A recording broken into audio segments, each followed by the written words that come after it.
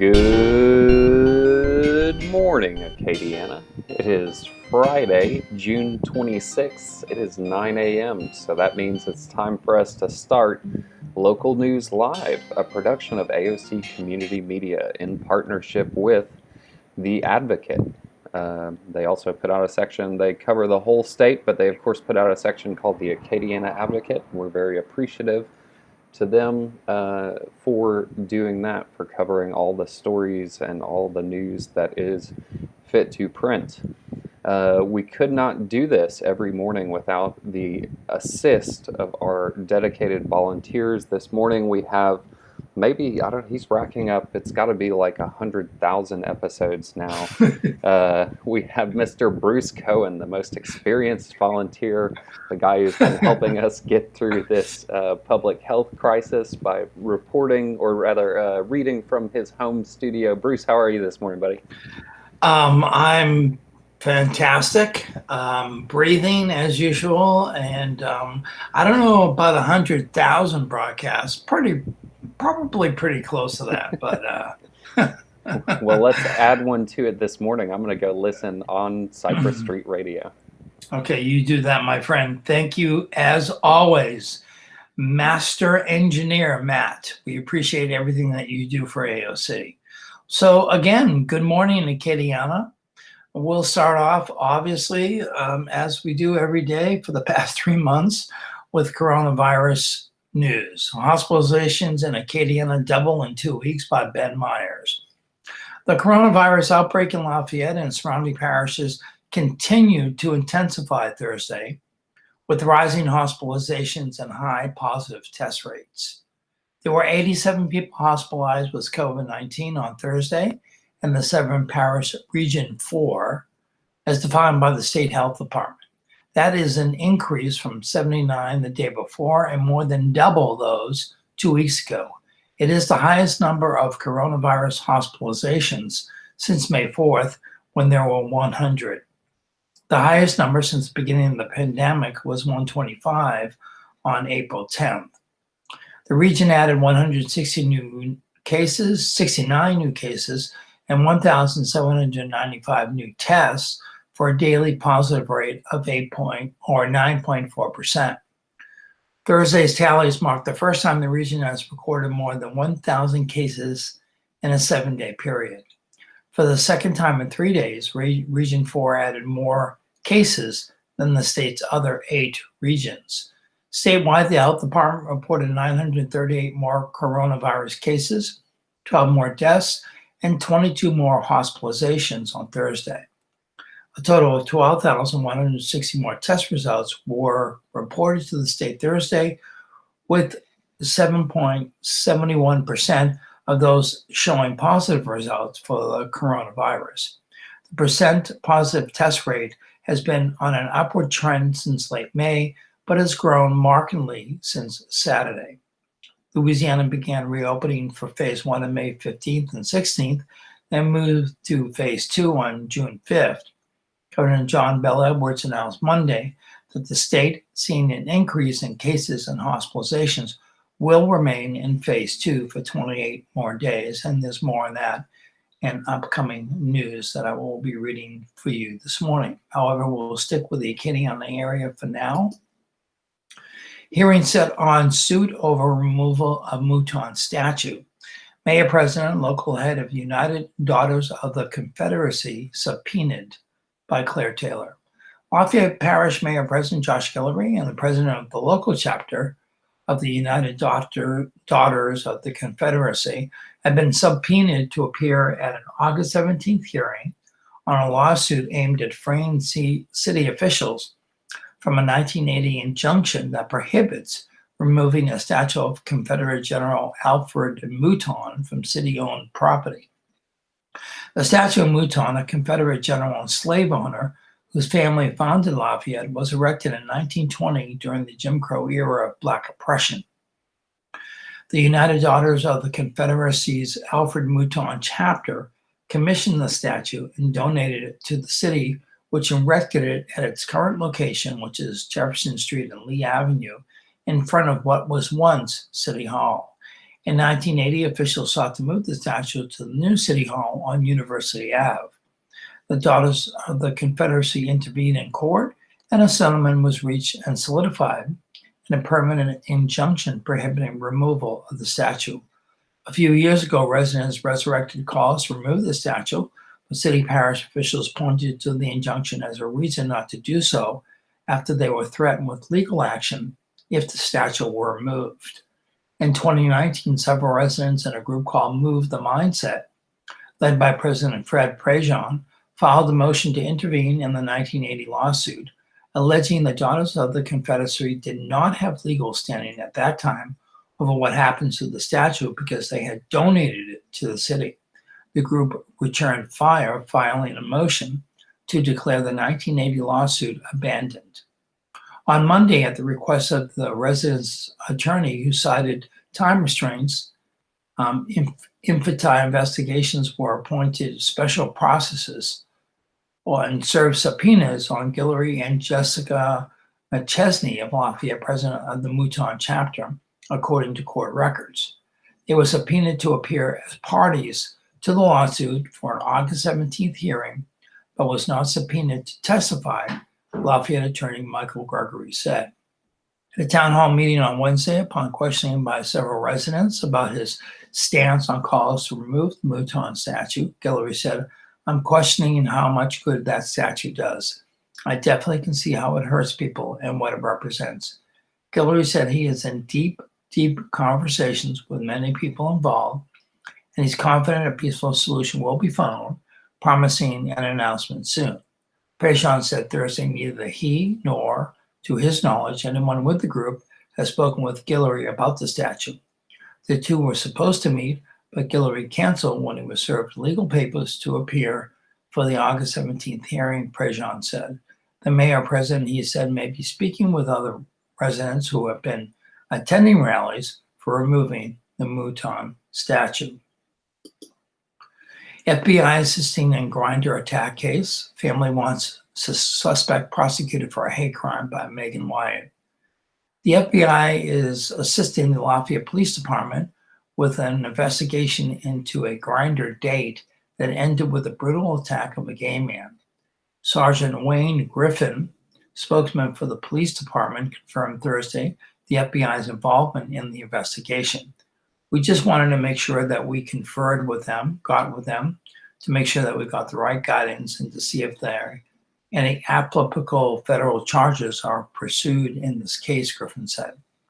The attack Saturday on a gay man in Lafayette has prompted outrage from family, friends, LGBTQ supporters, and the community at large. Holden White, 18, was tortured Saturday, allegedly by a man he met on the dating site Grindr. White has been fighting for his life at the Lafayette General Medical Center since then.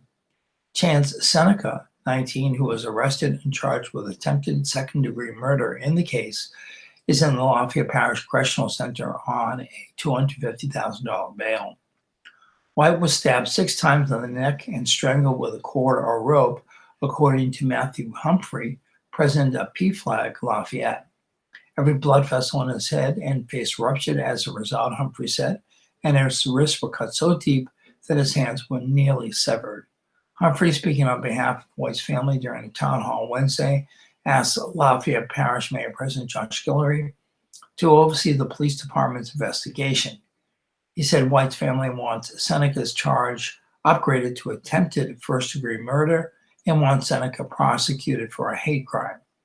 Although White was in crucial condition after the attack, he has made significant improvements during his hospital stay and is no longer on a ventilator or feeding tube, according to his family. The FBI will determine whether additional charges are filed against Seneca, according to Griffin. That could include a federal hate crime charge if investigators can prove the motive of the attack was based on White's sexual orientation.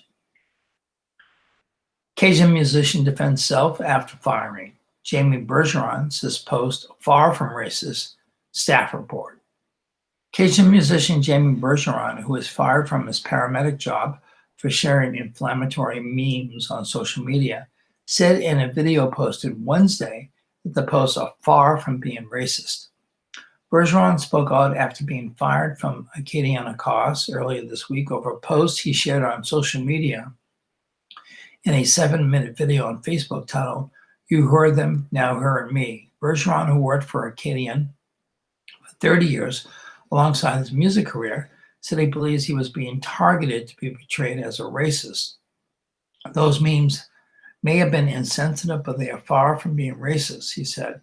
"You don't know this about me. My first band was a rap group in high school with 3 black guys, and I was the only white dude. That's why I even dressed up like Flavor Flav for Halloween. My lifelong black friends and coworkers know me, my band and my friends know me, and I only have to answer to that guy upstairs."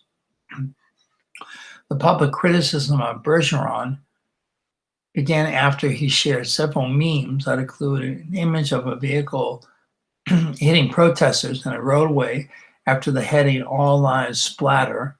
Another post suggesting my brakes have been acting up when referencing people who protest in the roadways.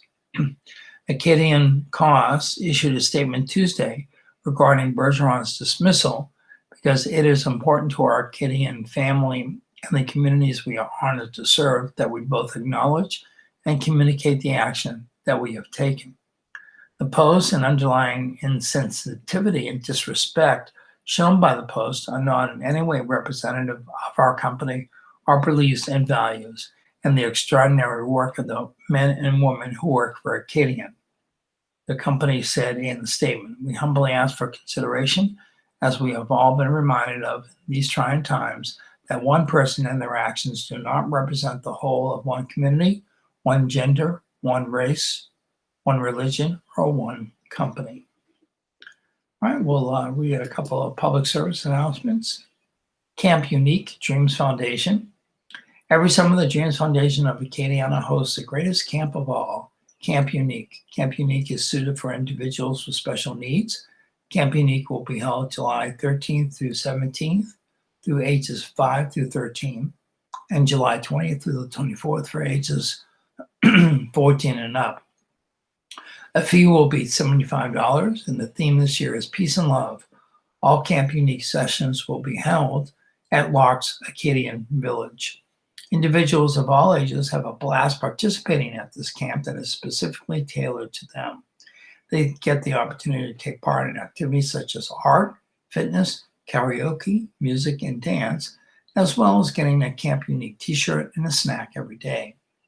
A highlight of Camp Unique this year will be the storytelling session by Chief Greyhawk Perkins, commented Dreams Foundation Executive Director Danielle Watkins. As a recognized expert on Native American and American colonial history, Perkins has inspired many audiences over the years, sharing tales of ancient cultures as a travel storyteller and as a teacher of various subjects in Louisiana's school system. The registration form for Camp Unique can be found on the Dreams Foundation of Kkona website, which is dreamsfoundationaca.org. Volunteers are also being sought at this time. If you're interested in volunteering, please go to the website, complete an application under the volunteer tab. For more information about Camp Unique, you can contact Danielle Watkins by email at Danielle, it's D-O, D as in daughter, ONIELLE at dreamsfoundationaca.org, or you can call 337-962-1609. That's 337-962-1609. And LEDA, individuals whose hours are being reduced at work or have been laid off from unemployment may qualify for unemployment insurance benefits. If you're attempting to apply for unemployment insurance and are not able to access an existing online account or need help resetting your password, call Lafayette's Kkona Workforce Solutions Office at 337-262-5601.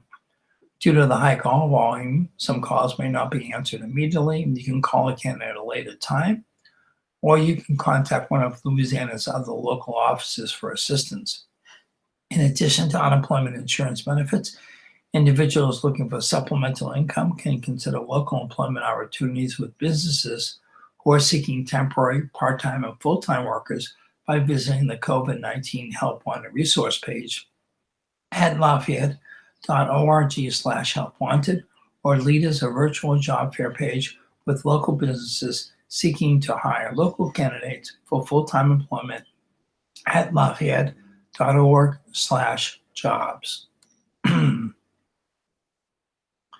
AOC teams up with the United Way of Acadiana for Learning United. The United Way of Acadiana has teamed up with AOC and other local educational groups for Learn United, bridging the digital gap to provide educational resources for households that don't have internet but do have a television.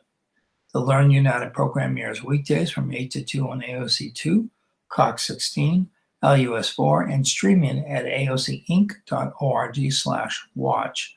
For the daily schedules and to submit content for the program, visit the United Way of Acadiana website, which is unitedwayofacadiana.org/learn-united.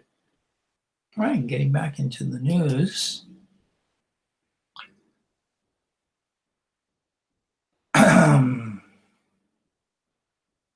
Let's see what we have here.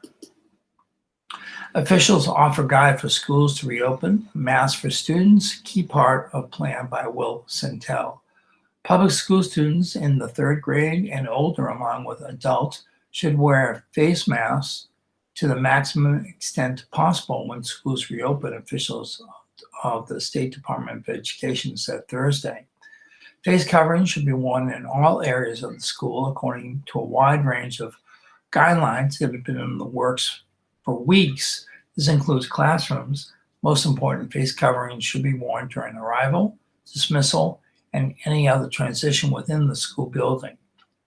The face mask recommendations may spark controversy, and some parents have already said their children will not return to classroom if face coverings are required.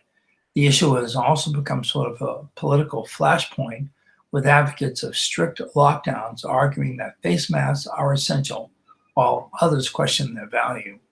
Mark Folk, executive director of the Louisiana Association of School Superintendents, said Thursday school districts where lots of parents and students object to wearing face masks may opt for distance learning over traditional classrooms, especially for older students.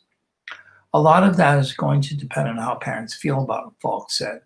State Superintendent of Education Cade Brumley told reporters that face mask guidelines stem from talks with officials of the Louisiana Department of Health and other health groups.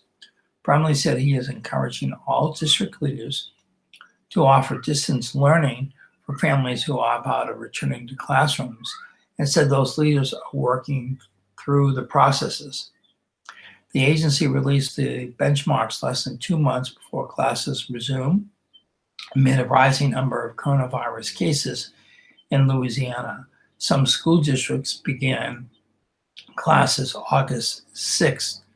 The suggestions include daily temperature tests of students before they enter school buildings, temporarily banning those with temperatures of more than 100.4 degrees, encouraging school staff and students to wash their hands every 2 hours, and having students eat their lunches at their desk if feasible.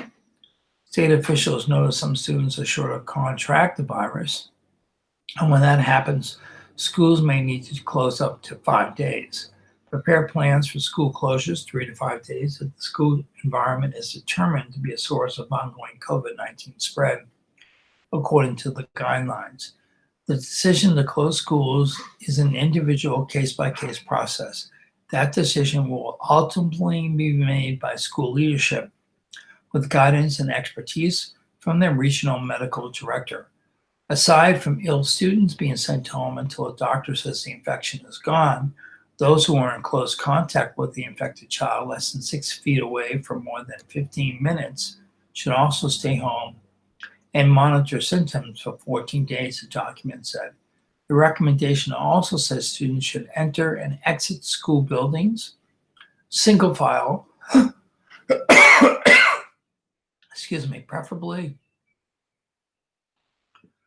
preferably at only 1 or 2 points.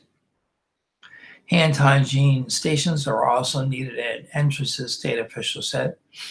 Brumley said earlier that the guidelines are meant to be minimum health steps local schools need to take safety safely resume classes. He said local officials will have ample flexibility to set policies that meet the needs of their school districts. This is not a one-size-fits-all approach, Bromley said in a message included with the guidelines. We know there are vast differences between schools, systems, and communities across the state. The recommendations are linked to what phase the state is in for reopening the economy. The guidelines were released 3 days after Governor John Bel Edwards announced the state would remain in phase 2 of its economic restart rather than move to phase 3 because of an increase in cases of the virus, especially in Kkona. In phases 1, 2, and 3, school facilities may open for students for in-person instruction with certain restrictions on group sizes, including adults and children, 10 in phase 1, 25 in phase 2, and 50 in phase 3. In phase 2, school buses will be limited to 50% of capacity. After public school classrooms closed in mid-March, many schools were forced to offer distance learning with mixed results because of shortages of computers and tablets, and the fact that nearly 1/3 of households statewide lack adequate internet access. At least 10 charter schools in New Orleans plan to offer distance learning because of concerns about the virus, officials said Thursday. Crystal Forte, who lives in Metairie and whose 9-year-old son attends J.C. Ellis Elementary in Jefferson Parish, says she has no problems with the face mask recommendations. I personally feel the state and federal governments should have been urging people to wear face masks from the very beginning, Forte said in an email. She said she would prefer that students not be required to eat meals at their desks. Forte said allowing students to eat outside when it is not raining makes sense so they can get fresh air and connect with nature to help refresh them and give them a break. And continuing with the coronavirus news, Edwards extends phase 2 for a month. GOP lawmakers threaten to revoke emergency declaration by Sam Carlin. With cases and hospitalizations rising in Louisiana and its neighboring states, Governor John Bel Edwards on Thursday resigned an order that keeps the state in phase 2 of reopening for another month, as a group of Republican lawmakers renewed a push to revoke the state's emergency declaration for the pandemic. The move by Edwards halts the state's phased reopening after Louisiana experienced the worst week of the virus since early April, when the state was under a stay-at-home order aimed at limiting the spread. The governor said this week he will reevaluate the extension in 2 weeks, but the order lasts 28 days. Louisiana began reopening May 15th, and the phase 2 that began June 5th allows restaurants, barbershops, retailers, and a host of other businesses to operate at 50% capacity, with masks required for employees who interact with the public. Bars without food service are limited to 25% capacity. A group of Republican lawmakers who have flirted with a petition to revoke the state's emergency declaration since early May revived the effort this week. Several Republicans spoke out against Edwards' extension on the House floor Thursday, and later more than 20 gathered shoulder to shoulder on the state capitol steps without masks for a photo op. The petition, circulated by State Representative Alan Seabaugh, Republican from Shreveport, needs 53 signatures in the House. It would repeal the governor's public health emergency declaration, which Edwards contends would put federal aid at risk, though Republicans challenge that. Quite frankly, it's gone on long enough, Seabaugh said, of the restrictions. Mark Cooper, Edwards' chief of staff, called the photo op on the Capitol steps a publicity stunt that made lawmakers look foolish. He also pointed to Texas Governor Greg Abbott, a Republican, halting the state's reopening amid rising cases.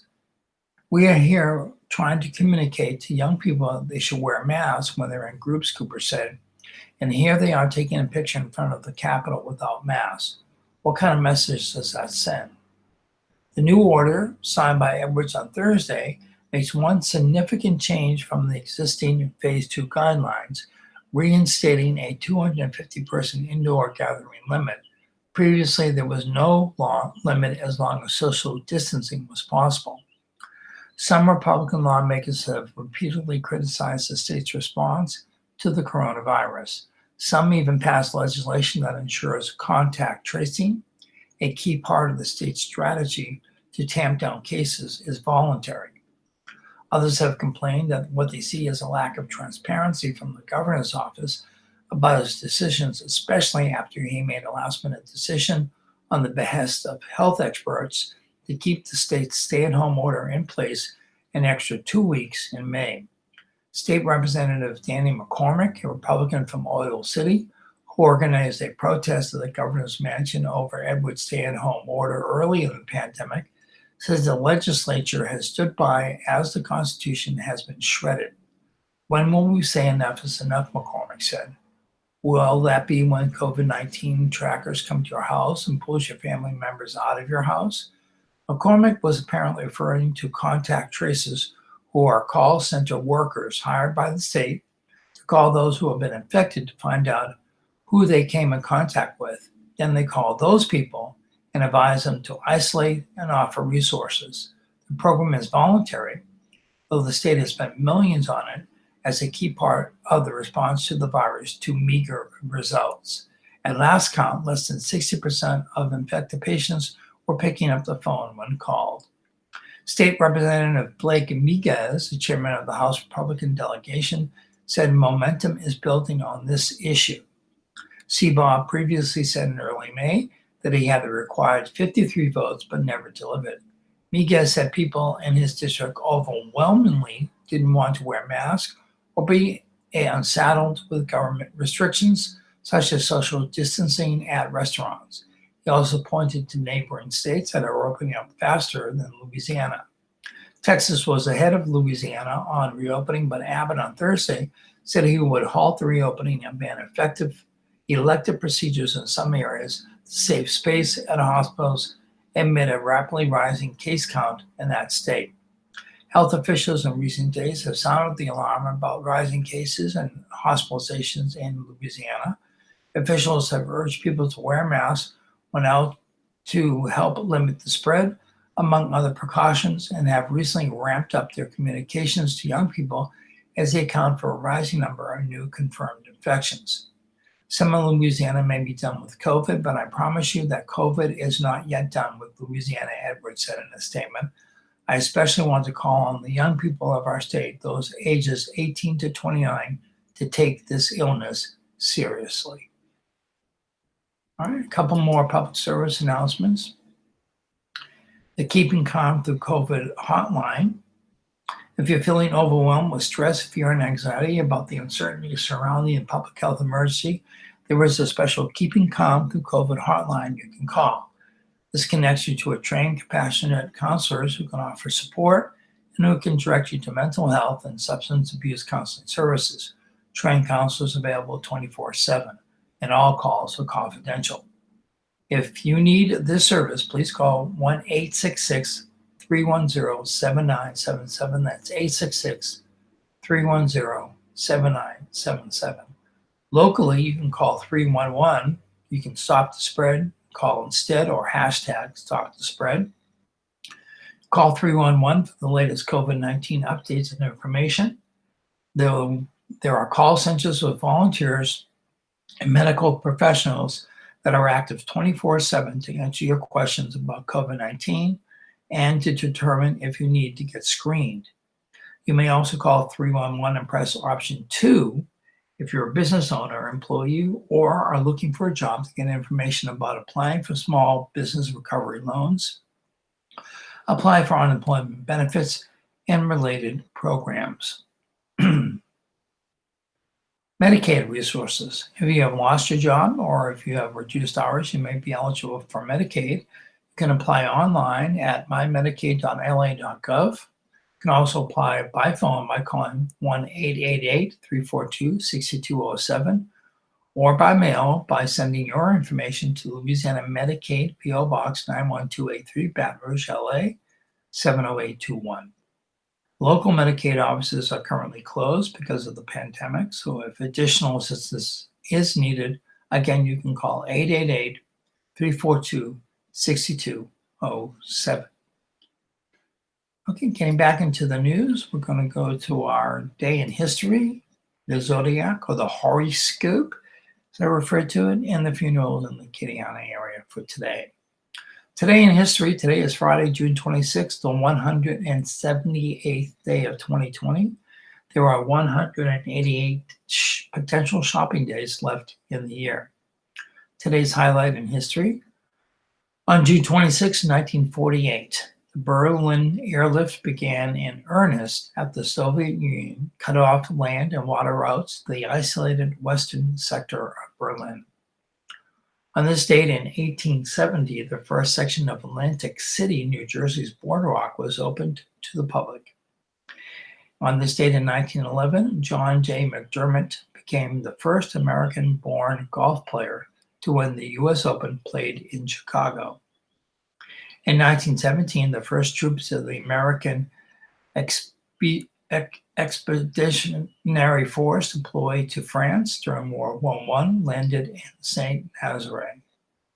In 1963, President John F. Kennedy visited West Berlin, where he delivered his famous speech expressing solidarity with the city's residents, declaring, "Ach bin ein Berliner," I am a Berliner. In 1974, the supermarket price scanner made its debut in Troy, Ohio, as a 10-pack of Wrigley's Juicy Fruit chewing gum costing 67 cents and bearing a uniform product code was scanned by a Marsh supermarket cashier. Interesting bit of news there. In 1993, President Bill Clinton announced the U.S. had launched missiles against Iraqi targets because of compelling evidence Iraqi had plotted to assassinate former President George H.W. Bush. In 1996, the Supreme Court ordered the Virginia Military Institute to admit women or forego state support. In 1997, the first Harry Potter novel, entitled Harry Potter and the Philosopher's Stone by J.K. Rowling, was published in the United Kingdom. It was later released in the United States under the title Harry Potter and the Sorcerer's Stone. On this date in 2013, in deciding its first cases on the issue, the Supreme Court gave the nation's legally married gay couples equal federal footing with all other married Americans, and also cleared the way for same-sex marriages to resume in California. 10 years ago, at odds over how to strengthen the global economic recovery, a group of 8 leaders meeting in Canada did find common ground on foreign policy, condemning North Korea for the alleged sinking of a South Korean warship and endorsing a 5-year exit timetable for Afghanistan. 5 years ago, President Barack Obama, Vice President Joe Biden, and their wives visited Charleston, South Carolina, where 9 Black churchgoers have been shot to death. Obama eulogized one of the victims, Reverend Clementa Pinckney, who was the pastor of the church and also a state senator. 1 year ago, meeting for the first time on the debate stage in the 2020 presidential campaign, 10 Democrats rallied against an economy and an administration that they argued exists only for the rich, as they embraced income inequality as a defining theme in their fight to deny Donald Trump a second term in office. 10 other Democrats would meet in a separate debate a day later. Looking at today's birthdays, jazz musician, film composer Dave Grusin is 86. Singer Billy Davis Jr. is 82.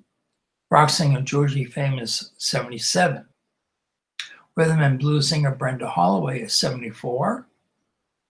Actor Robert Davi is 69. Singer-musician Mick Jones, who played with the Rolling Stones for a while, is 65. Actor Gende Watanabe is 65. Rock singer Chris Isaac is 64. Rock singer Patti Smith, 63. Let's see, country music Eddie Perez from the Mavericks is 52. Writer-director Paul Thomas Anderson is 50. Actor Chris O'Donnell is 50. Actor Nick Offerman is also 50. And actor-singer Ariana Grande is 27. Looking at the zodiac for today of the horoscope, Cancer, June 21 through July 22nd. A domestic change will improve your life tenfold. Cutting your overhead, clearing a space to pursue something you want to do, and expressing your feelings and intentions are encouraged. Leo, July 23rd through August 22nd, change only because you want to, not because someone else is pestering you to be different. Surround yourself with people who like you just the way you are. Virgos, my birth sign, which is August 23rd through September 22nd, a demonstrative response toward a loved one will bring you closer together. Share your long-term intentions and make any necessary adjustments in addition to your life is heading your way. Libra, September 23rd through October 23rd, don't overreact to a situation you cannot change. Keeping the peace will allow you to tend to the things you want to complete without interference. Make physical improvements. Scorpio, October 24th through November 22nd, make changes happen. Consider what makes you tick and what will bring you the contentment you are searching for. Think outside the box and do things your way. Sagittarius, November 23rd through December 21st, refuse to argue with someone who doesn't fight fairly. Devote your time to personal growth, physical perfection, and romance, and you'll achieve peace of mind. Do your best to achieve happiness. Capricorns, December 22nd through January 19th, look over your options and consider the best way to improve your current situation. A domestic change will add to your assets and happiness. Aquarius, January 20th through February 19th, discipline will pay off. How you conduct yourself during challenging times will affect your physical well-being. Do what's right and suitable to your abilities. Pisces, February 20th through March 20th, channel your energy into something constructive. If you reach out and help an organization you believe in, you will feel that you are doing your part to combat global problems. Don't give in to indulgent temptation. Aries, March 21st through April 19th, listen, but don't agree to something that doesn't suit you. Concentrate on what you do best and the results you want to achieve. Fitness, health, and overall physical improvements are encouraged. Taurus, April 20th to May 20th, make a move for the right reasons. Boredom will lead to poor choices. Rethink your strategy and consider how to make the most with what you have. And finally, Gemini, May 21st through June 20th, show discipline when it comes to learning, finishing projects, and dealing with emotional matters. Self-control will stifle temptation and defer others from emotionally manipulating you. Personal improvements are favored. And as always, the horoscope is an entertainment feature, not based on scientific fact. Looking at the funerals today in the Kkona area, Donna Bro, Our Lady of Lourdes Catholic Church in Erath at 2 p.m., Willie Broussard, St. Alphonsus Catholic Church at 11 a.m., Alceria Martin, St. Mary Mother of the Church Lafayette at 10:30 a.m., and Lester Shreve, Louisiana Funeral Services and Crematory at Broussard at noon. Okay, getting back into the news. Here's some food-related and restaurant news. Sweet substitute. Lafayette food scientists develop sugar alternative by Megan Wyatt. A Lafayette man on a mission to satisfy your sweet tooth without compromising your health. John Pinero, a food scientist who started a company called Pinero Food Innovations, recently launched Sweet Smart, a liquid sweetener made from fruits, vegetables, and spices. It's a healthier alternative for people like me who have a sweet tooth, Pinero said. A lot of people, at least 50% of the population, are looking for a healthier way to enjoy something sweet. Pinero describes Sweet Smart as a magical mix of fruit and vegetable juice concentrates, powdered spices, and chicory root fiber. He says the product has a well-rounded sweetness for primary notes of sweet potato, carrot, and plum. The liquid sweetener has half the calories of sugar, honey, and agave without the unpleasant aftertaste of artificial sweeteners.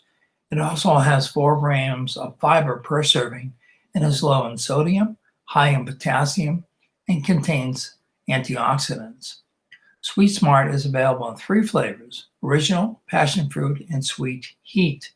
The liquid version of Sweet Smart has been sold in 8-ounce bottles for about a year now. It's available at Sandra's Health Food Store and the Albertsons location at Johnson Street and North College Road.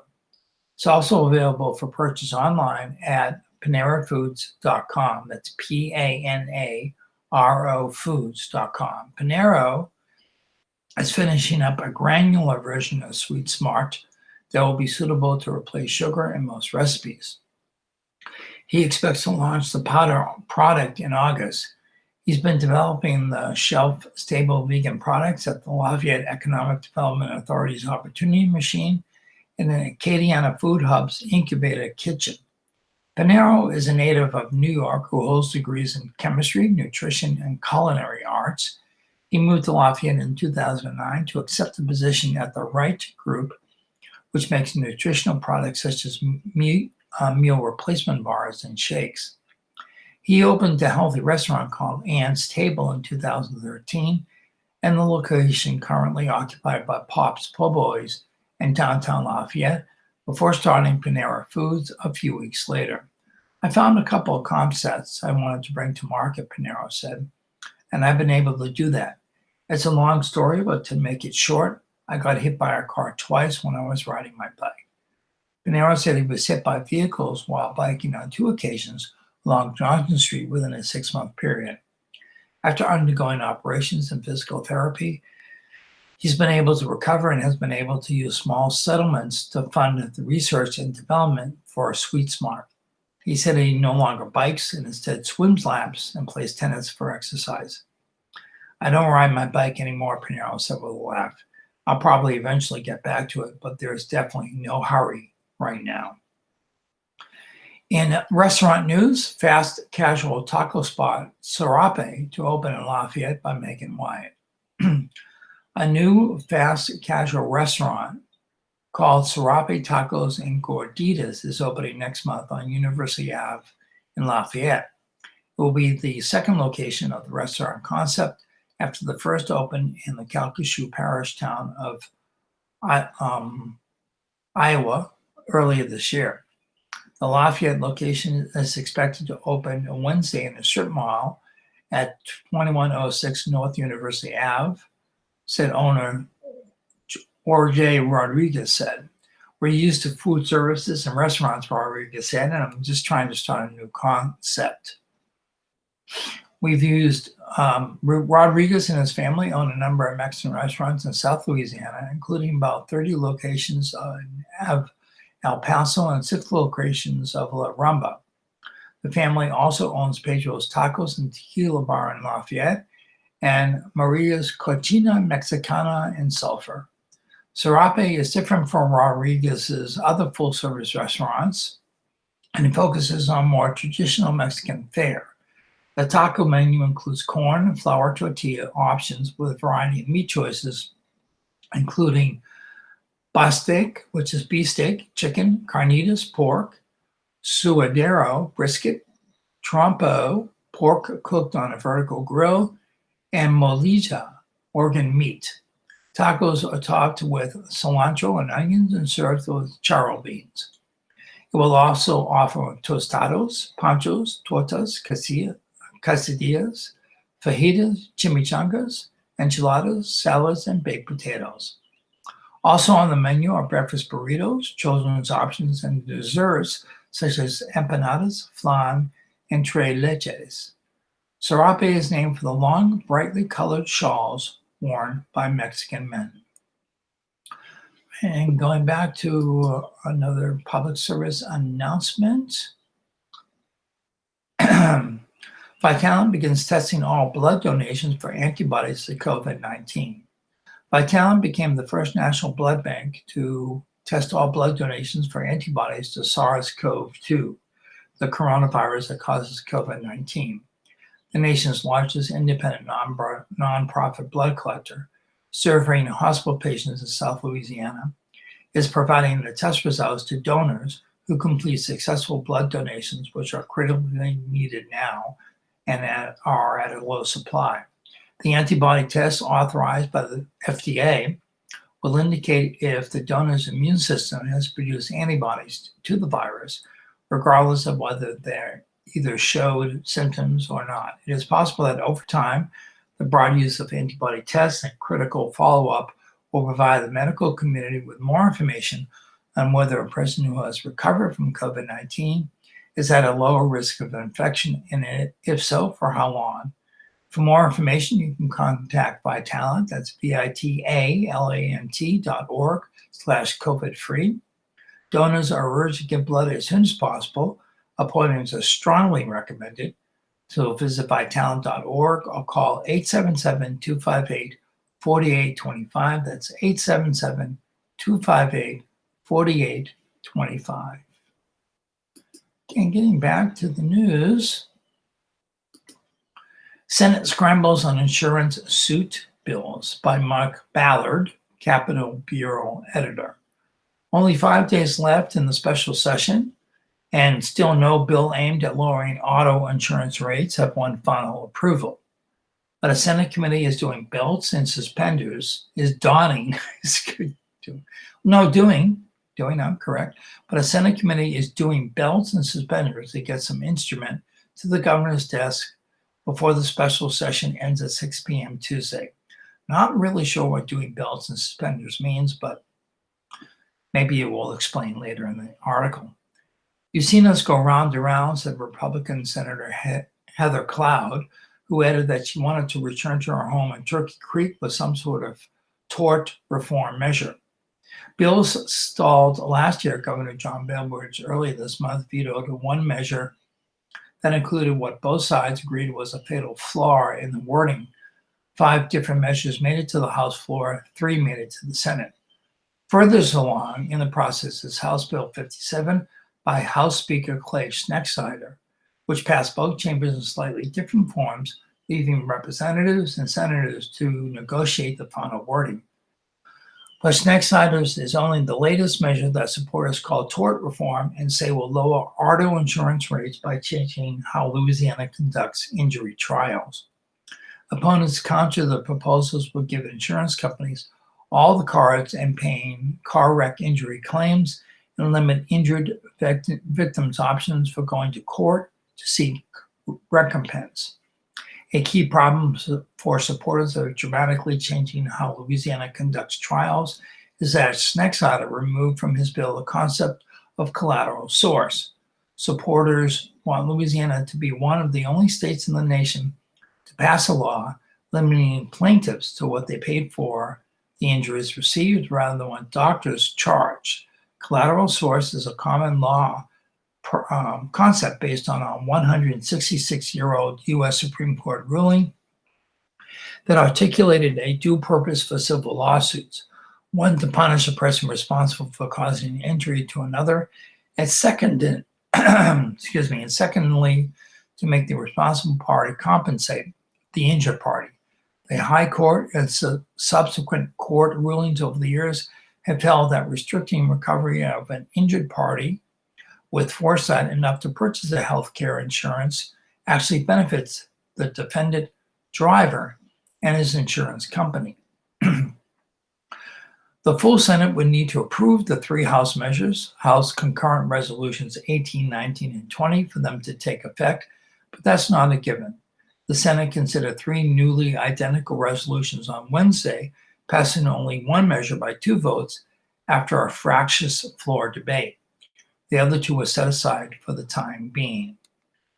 Legislature's 144 members, mostly Republicans, received about $508,000 in campaign contributions directly from the Louisiana Association of Business and Industry and insurance industry political action committees that purchased and pushed the bill.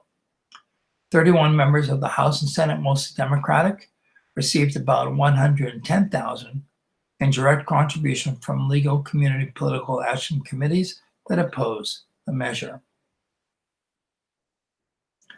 The State Board approves $1.2 billion in tax breaks, vote split over exemptions for chemical companies by Kristen Mossbrucker.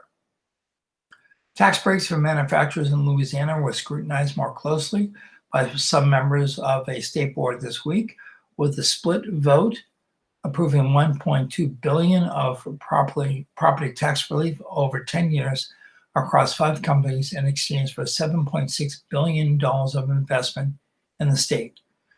The first year of total property tax exemptions will be $139 million across the 5 companies on a 7-3 split vote, with 2 of the dissenters being new members on the State Board of Commerce and Industry. The 3 board members voted against tax rates for major petrochemical companies such as Marathon Petroleum and Sasol, but also smaller manufacturers like Baton Rouge-based PodPack International and Epic Piping. The economic incentives for all the companies were approved, but there's rarely any significant disagreement on the board on such votes. The Sasol application for a major petrochemical project in Calcasieu Parish was for $7.5 billion of investment, and the first year of exemption is worth $138 million, tied to 78 jobs, according to its application. Marathon's Garyville refinery has more than 900 employees and refines about 564,000 barrels of crude oil each year. Marathon's incentives were tied to a safety device upgrade, which cost them $60 million and supported 73 construction jobs.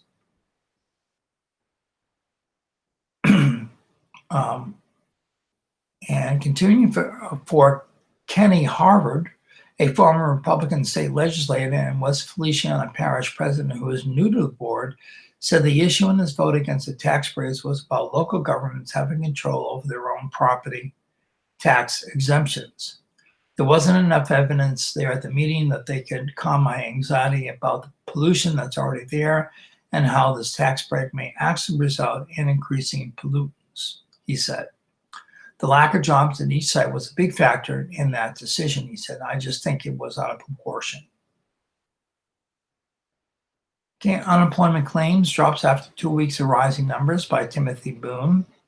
The number of first-time unemployment claims in Louisiana dipped slightly this week after 2 weeks of rising numbers, and those who are continuing to receive jobless benefits decreased as well, though still topping 300,000.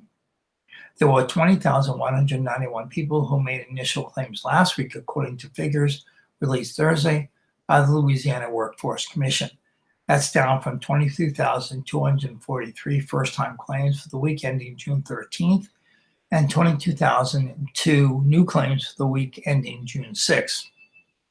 The state's weekly first-time claim numbers has fallen as low as 19,334 in late May as the state's stay-at-home order loosened to allow certain businesses to operate at a higher capacity with social distancing and other restrictions in place. The 4-week average of initial claims has dropped to 20,965 from the previous week's average of 22,074. Louisiana shed 237,400 jobs statewide in May when compared to last year, and the unemployment rate was at 13.3%. Those numbers were collected during the second week of May, before the partial lifting of Governor John Bel Edwards' stay-at-home order, and lagged behind the weekly reports on unemployment claims and the number of people receiving benefits. The Workforce Commission is set to release Metro unemployment and job figures for May today, Friday. And finally, in sports news, Cajun's AD, Athletic Director Maggard, given contract extension by Kevin Foote. When Brian Maggard was hired on February 1st, 2017, he had no idea how many issues he was about to face as the athletic director for the Raging Cajuns the next 3 years. More than 3 years later, Maggard's handling of each obstacle has resulted in the university awarding him a 5-year contract extension. The university released the news late Thursday afternoon, saying Maggard's revised deal will now run through February 2025, with no other contract terms changing in the new contract. Dr. Maggard has made important improvements and advancements with Raging Cajun athletics during his time on campus, UL President E. Joseph Savoie said in a statement. This contract extension reflects that, and we were all excited to see our sports program maintain this momentum. Our student athletes, staff, and community will continue to benefit from the department's commitment to academic achievement and athletic excellence in the years to come under his leadership. It will be difficult for an athletic director to have a more turbulent first 3 years on the job. 7 months into the job, Maggard fires successful softball coach Michael Lotif, resulting in dividing the UL fan base in the department's most successful sport. In 3 weeks, Maggard replaced Lotif with Jerry Glasgow, who has continued the program's annual assault on Oklahoma City. In his second season, Glasgow led the Cajuns to a 52-6 record, and the program was 18-6 against the number 1 RPI schedule in the country at the time, with the very real Women's College World Series hopes after beating such programs as Florida, LSU, Texas, and Oklahoma State. Maggard also helped get the softball program and UL community overall through the loss of Glasgow's 24-year-old daughter, Jerry Ann, and a tragic automobile accident just weeks before the start of the 2019 season. Almost immediately after guiding the softball program in a new direction in 2018, Maggard fired football coach Mark Husband and replaced him with Billy Napier. Much like Glasgow, Napier was somewhat successful in his first season at 7-7 and then took off in year 2 with a record-breaking 11-3 record and bowl victory. Maggard then remained calm as his popular football coach was reportedly courted by Ole Miss, Mississippi State, and then Baylor. Yet, Napier remains the Cajuns coach and hopes to return to the Sun Belt Championship game for the 3rd straight season in the fall. Then, incredibly, was baseball's turn with the sudden passing of longtime baseball coach Tony Robichaux to heart disease last July. After helping to console an emotionally devastated fan base, Maggard quickly went to work in convincing former UL assistant coach Matt Deggs to return to Lafayette as the Cajuns' new baseball coach. In his introductory news conference, Deggs said, "If you guys aren't aware of this yet, you have an absolute stud in this guy. I suggest you break out whatever it takes to keep him here. He's got a vision and he's got energy." Deggs' announcement came a week after Maggard introduced Lee D. Leon as the new executive director of the Raging Cajuns Athletic Fund. During his 3-year tenure at UL, Maggard also hired a new women's soccer coach in Lance Key, who immediately led the Cajuns to a winning record and the program's first Sun Belt Conference tournament win. I am extremely humbled and honored to receive this extension and vote of confidence from President Savoy, Maggard said. Although we have experienced a number of positive achievements to date, we have much more to accomplish. Both Carrie and I are very excited to remain a part of the amazing Cajun culture that has embraced us so warmly since arriving in 2017. In addition to all the upcoming upheavals UL's athletic department has had to endure under Maggard's leadership since 2017, his wife of 28 years, Carrie, was diagnosed with breast cancer in the fall of 2018. And now Maggard joins the nationwide effort of trying to lead his athletic department through the economic turmoil caused by the coronavirus pandemic. And that about wraps up the news for today, June 26. As always, I appreciate you tuning in and listening to the local, state news and sports. We appreciate it, and in cooperation with the Kkona Advocate. We also appreciate you tuning in and listening. We do this as a public service every Monday through Friday from 9 a.m. to 10 a.m. for those who may be visually impaired in our community and for those who don't have access to a newspaper or have access to the news cycle. So we appreciate you tuning in. If you're at all interested in becoming a newspaper volunteer, you can go to our website, aocinc.org, fill out the form for a newspaper reader volunteer, and come join the family. As always, this is Bruce Cohen saying be safe, be healthy, be smart out there, folks. Please wear your mask. Please take precautions. We're entering into another period of spikes and people contracting the virus, and hopefully not leading to deaths, but leading to taking care of and getting through this crisis. So please, let's take care of each other, and we'll get through this together. And as always, as I say, be kind to each other. Have a great rest of the day. Have a great weekend. We'll see you Monday morning.